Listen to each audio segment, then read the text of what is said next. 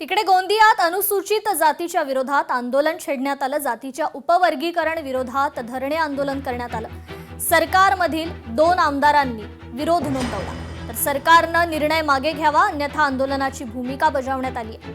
न्यायमूर्ती अनिल बदर समितीचा अहवाल सार्वजनिक करण्याची मागणी करण्यात येते।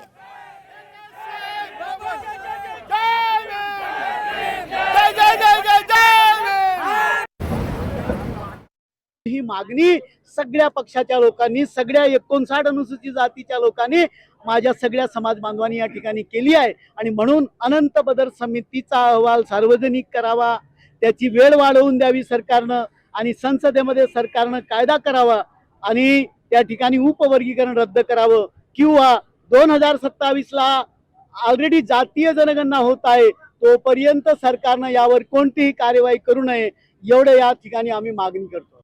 भारतीयांची एलपीजीची टंचाई आता दूर होणार आहे। केंद्र सरकारने एक नवा निर्णय घेतलाय। भारत स्पॉट मार्केटमधून एलपीजी खरेदी केली जाणार आहे। आखातातून एलपीजी पुरवठा कमी झाल्यानंतर हा निर्णय घेण्यात आलाय। जून जुलै पर्यंत हा साठा भारतात पोहोचण्याची अपेक्षा आहे।